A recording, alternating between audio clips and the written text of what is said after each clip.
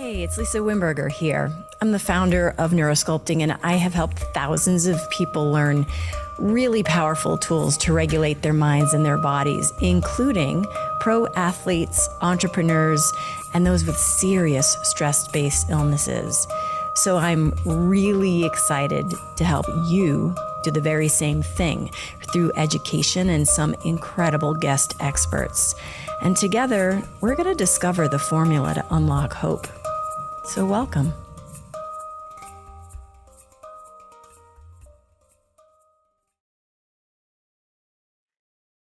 Let's talk the right meditation for you. This is a bit of a soapbox moment for me because I don't personally believe there's a one size fits all with meditation.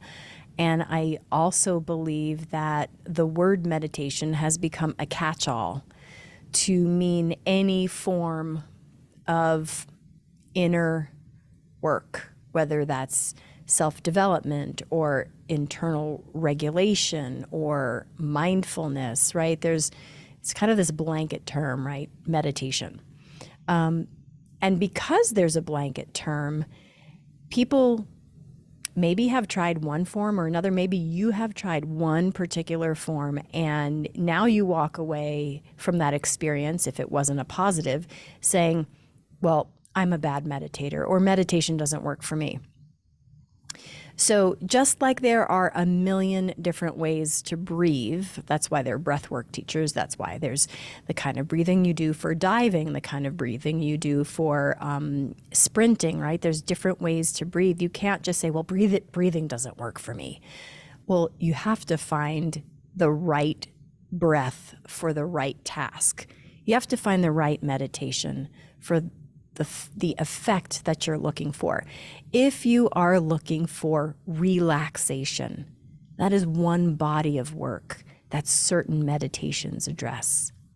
If you are looking for presence, that's a different body of work that different meditations address.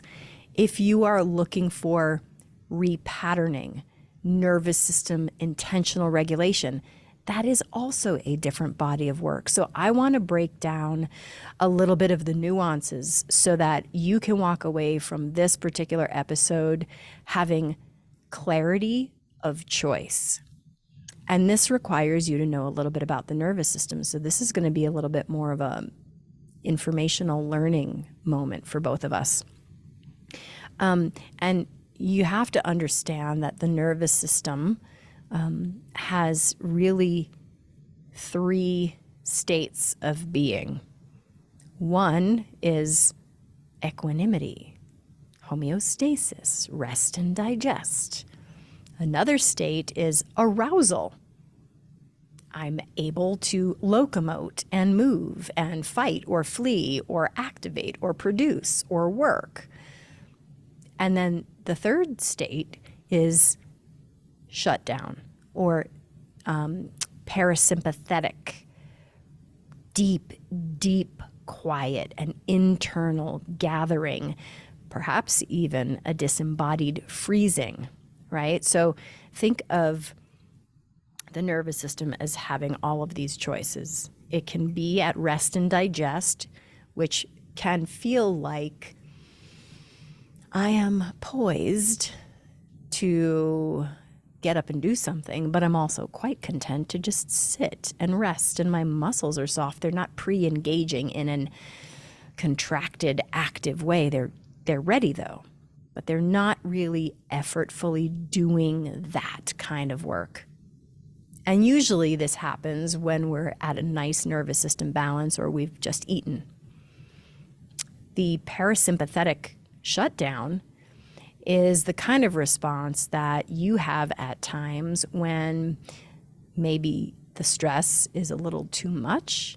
So you go inward and you dissociate, or you go numb, or your brain kind of goes a little bit blank, or you get demotivated, or you just sort of click the remote and don't actually engage in what you're watching, all the way to I am a bit frozen and I don't feel anything.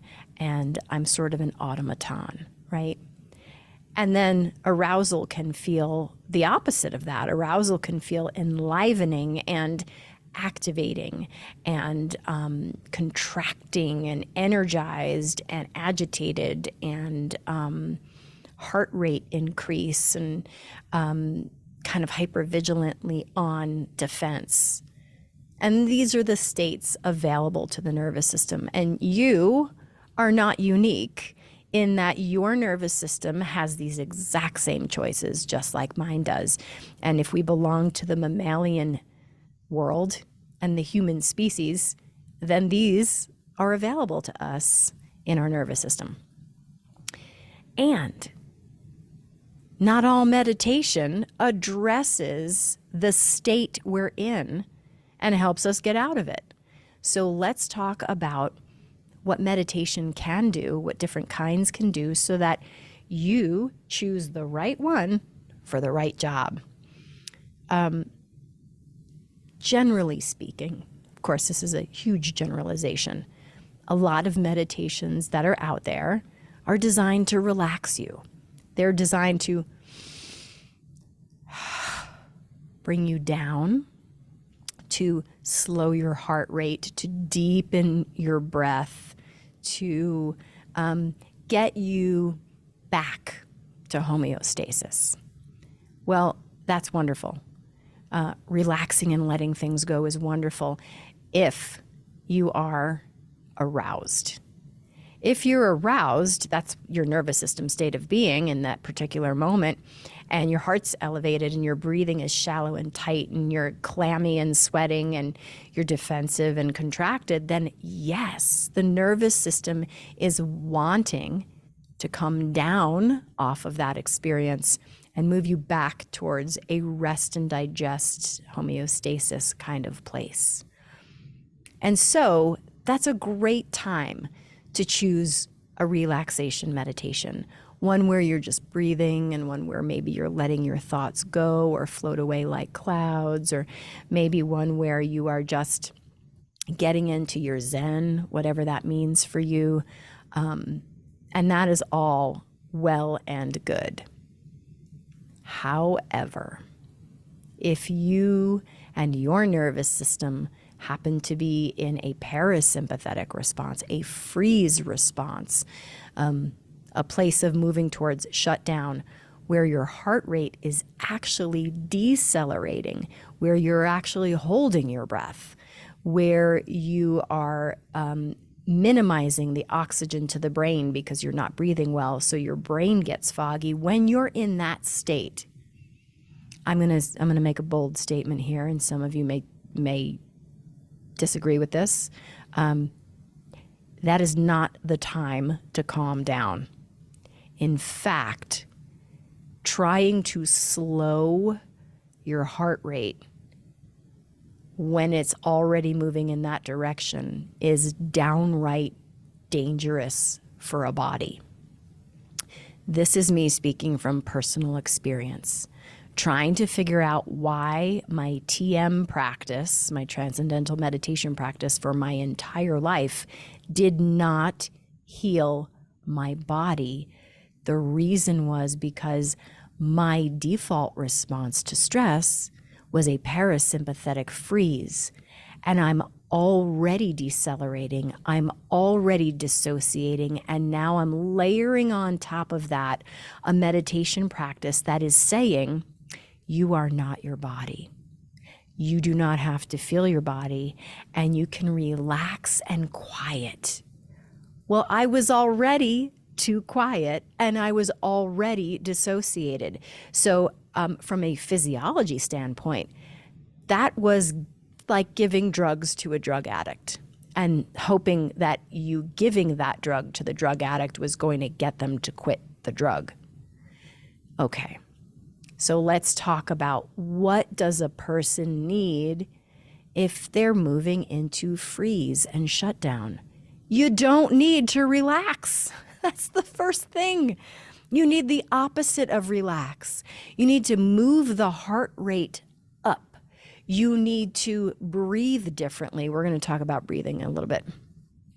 But you need to breathe differently. You need to embody. You need to feel and move and activate your body. You do not need to be sitting in a posture, dissociating from the pain of sitting in that posture and floating away. Because in parasympathetic freeze, your brain is already floating away by way of oxygen deprivation and dissociation. And so I just thought meditation was good. I didn't realize it's a tool. Like your toolbox at home probably has more than one tool in it. Do you just have a hammer and you try to chop down a tree with a hammer? Do you just have a screwdriver and you try to hammer things in with a screwdriver? No, you've got multiple tools in the toolbox. None of them are inherently better than the other, but they're all nuanced to do different things based on the effect and the adjustment you need to make. Meditation is no different. Please, please, please, if you take anything from this conversation, is that it is not a one-size-fits-all. And relaxation is not the goal for everybody. It's the goal for those who are too aroused. It is not the goal for those who are shut down. So, dissociative freeze, let's just talk a little bit about it. It's natural, it's normal, you have it, you've used it. If you're a human, you've used it. And its design is to protect you during times where arousal isn't optimal. So we have choices. And so let's say you're out in the woods and you hear something, and it's a predator of some kind, and this particular predator responds to movement in the environment. And so you go and you hold your breath and you go very, very still. And then they don't find you. You know those movies, I don't know if it was Jurassic Park or not, where I think it was Jurassic Park, where the T-Rex is orienting towards movement and the people stay really still and the T-Rex's face comes right up to them and they're unable to detect them because the people aren't moving. That's what a freeze response is doing at the most primitive level. It is making us invisible to predators who are tuning into movement and heat. So we've got this amazing response to go cold and quiet and internal and still and thermically cold. And in order to come out of that response, we must warm up. We must move and embody. We must breathe and bring oxygen back to the brain. So in this way, you don't want a relaxation practice. My TM practice was life-changing when I was in arousal, and it was exacerbating my seizure disorder, which was a disorder of a dysregulated freeze response. It was exacerbating that when I was in a parasympathetic pattern.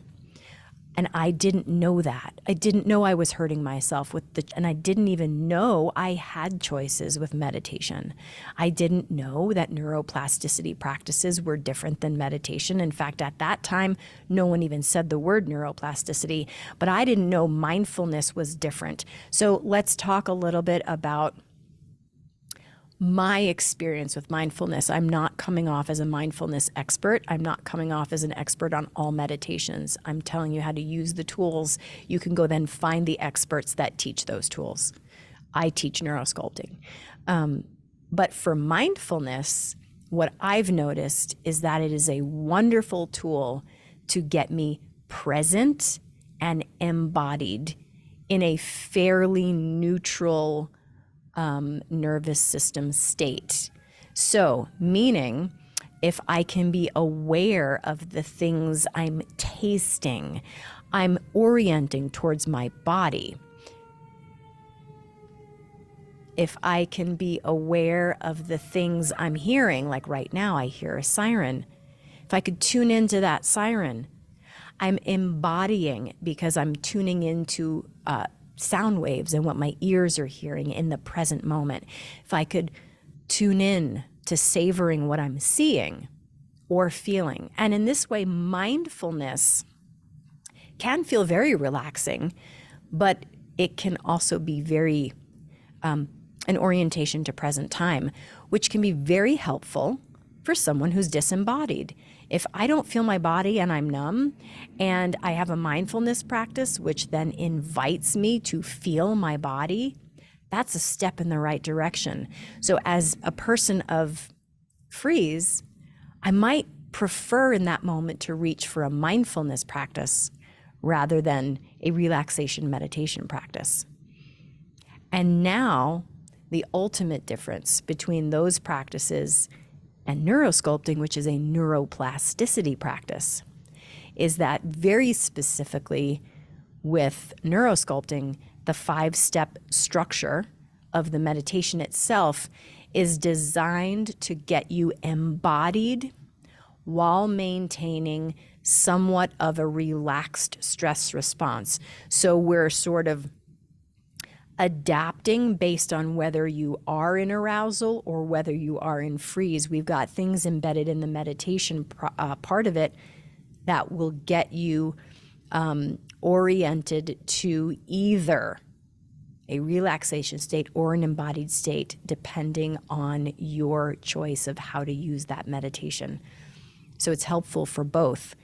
But most specifically inside of the neurosculpting meditation, we have embodiment practices built in so that in case you are not aware that you're in a freeze state, we keep you embodied and we start to pull you out of it a little bit, very gently.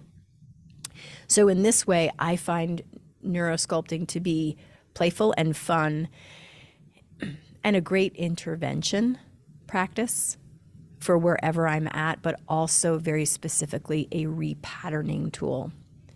It is not designed for a relaxation experience, although you can feel very relaxed after it.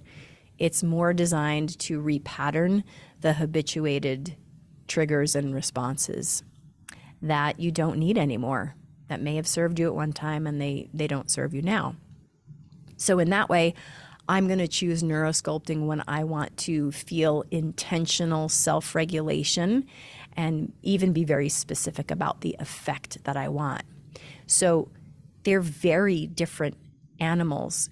And then, of course, let's add to this list yoga nidra, walking meditation, no thought meditation, mantra meditation, DNSR, dynamic neural retraining system, Gupta, all sorts of NLP and EMDR and EFT. I mean, the list goes on and on. There are so many tools at your disposal, and you may be using the wrong one for the effect you're looking for. And so my recommendation is get acquainted with the needs of your nervous system and then choose a tool for each of the 3 states. One to bring you down from arousal, one to get you just present in a nice equilibrium, and one to pull you out of freeze. And in this way, you have a growing, supportive, efficient tool bag. But I do want to say something about breathing. And this is going to be some tips and some just takeaway practices for you, because when I share just straight information, I really want you to make use of it and apply it in your life. So we're going to talk a little bit about breathing. I am not a breath work coach, so you can go to your breath work coach for a lot more information on this. But I'm going to talk to you about basic physiology, and these are great rules to think about so that you feel empowered right away, even if you never take a breath work class. So one thing to understand is that when you inhale, right, your heart rate speeds up. Why? Why would that happen? Because when you inhale, your diaphragm moves down, so you're creating a larger volume of space. And so to pump blood through a larger volume of space to reach your muscles at the same time your muscles are expecting it, your heart rate has to pump a little faster to get that blood through a larger volume. So on the inhale, lower diaphragm, expanding volume in the lungs, elevated heart rate. Now the exhale brings the diaphragm up, and all of that space shrinks and empties. And therefore, to pump blood through a smaller volume of space, your heart doesn't have to work so hard. So there's a natural deceleration on the exhale.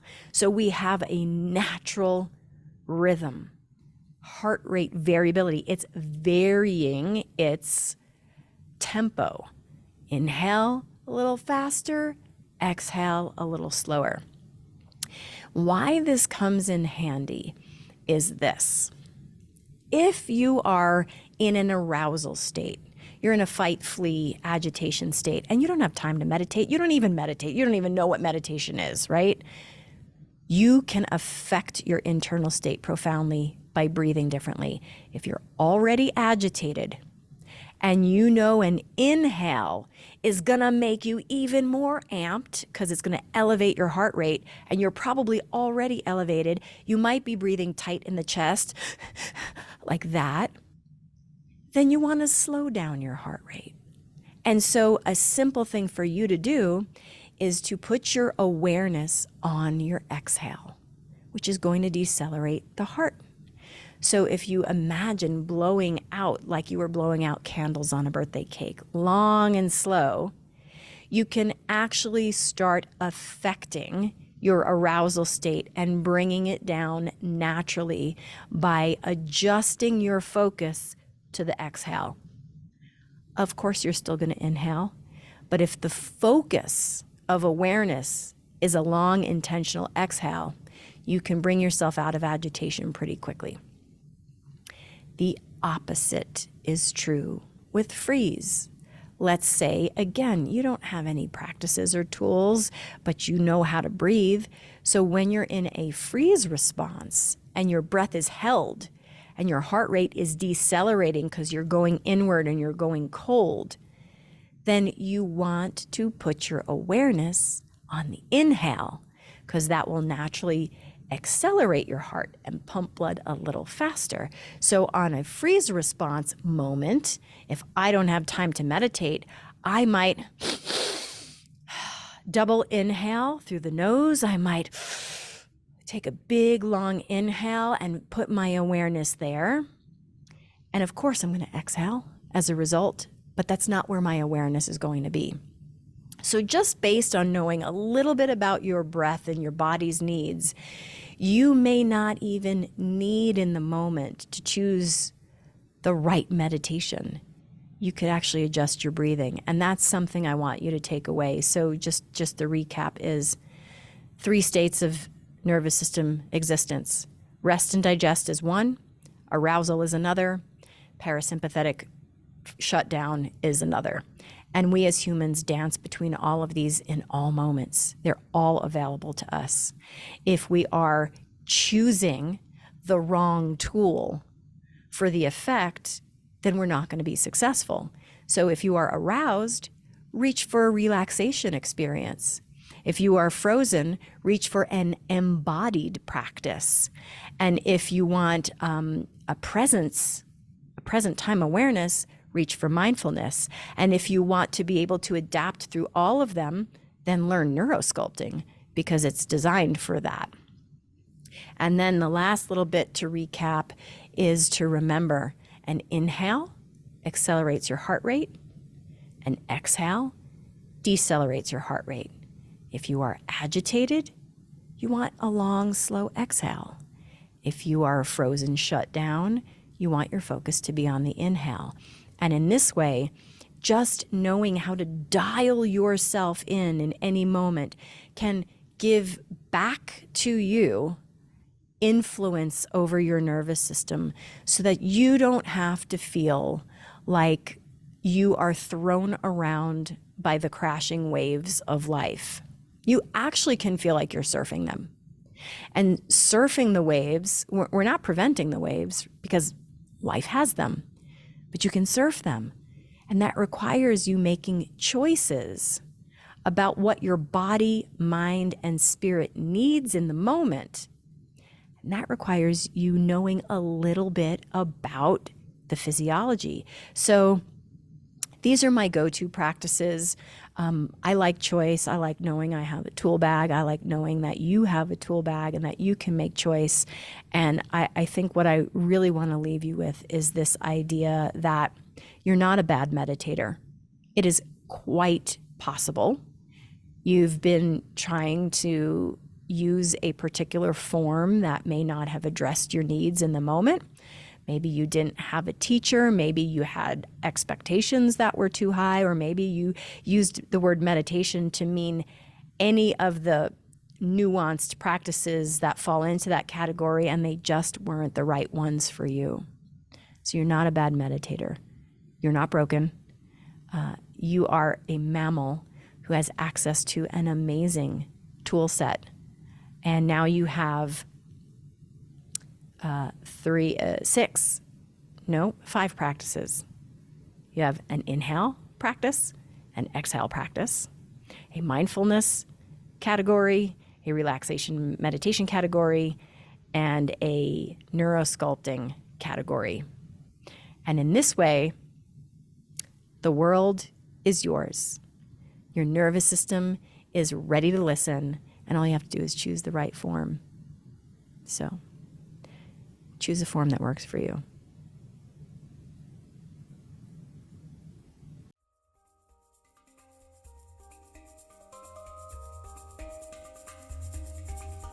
Thanks for listening to Unlock Hope. If you'd like to follow us on social media, we're at Neurosculpting Institute on Facebook, at Neurosculpting on Instagram. You can always reach out to us on our website, neurosculpting.com, and you can download our app, Neuropraxis. Stay well, everybody.